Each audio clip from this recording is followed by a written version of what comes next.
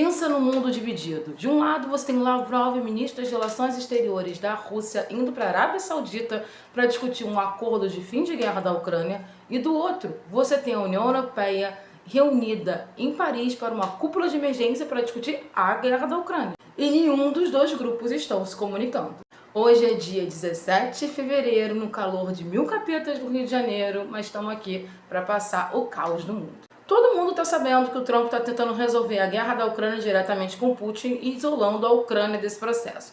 A segunda fase dessa discussão é que Marco Rubio, que é o secretário de Estado dos Estados Unidos, ele está no Oriente Médio. Inclusive ontem ele estava com Netanyahu numa reunião fechada às 7 chaves, e ele está lá para resolver várias questões do Oriente Médio.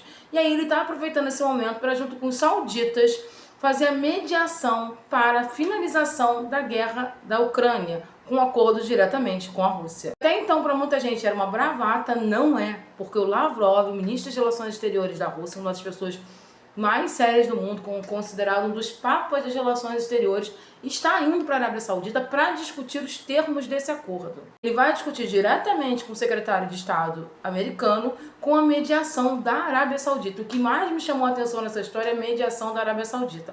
A Arábia Saudita já tem se transformado num player mediador muito forte no Oriente Médio nos últimos 2 anos, mas a participação deles para discutir a guerra da Ucrânia chama atenção. E paralelamente a isso, está tendo uma cúpula de emergência em Paris, da União Europeia, onde eles estão discutindo exatamente a questão da Ucrânia. E um dos focos dessa discussão é a forma como os Estados Unidos, de Trump, está tentando acabar com a guerra da Ucrânia sem conversar nem com a Ucrânia e nem com a Europa. Ele passou por cima da Europa.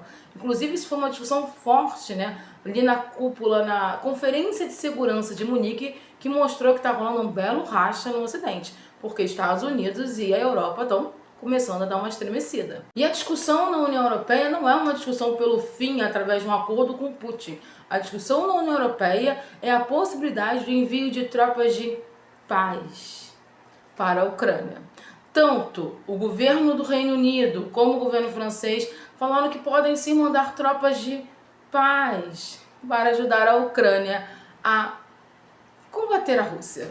Mas o fato é que se você tiver uma tropa de paz ou um grupo de paz na Ucrânia para combater a Rússia, você, na verdade, fazendo parte de vários países, você, na verdade, está declarando guerra à Rússia, protegendo a Ucrânia nesse processo. E aí fica muito complicado porque você tem duas situações ocorrendo ao mesmo tempo, discutindo o mesmíssimo assunto, com focos completamente diferentes. Porque no caso do que está acontecendo na Arábia Saudita, o foco é um acordo direto com a Rússia, ignorando o player ali que é a Ucrânia. Ai, Bion, não gosta da Ucrânia. Tudo bem, gente, mas você não pode fazer uma discussão de acordo internacional sem um dos participantes envolvidos. Lembrando que essa é a primeira fase, porque a próxima fase é o encontro entre Trump e Putin. Sim, isso está sendo amarrado. E a Europa não está gostando nada disso. E não é porque a Europa está preocupada com a Ucrânia, não. A Europa não está nem aí para a Ucrânia, tá, gente? A Europa, na verdade, ela está preocupada com ser deixada de escanteio, não ser ouvida no processo.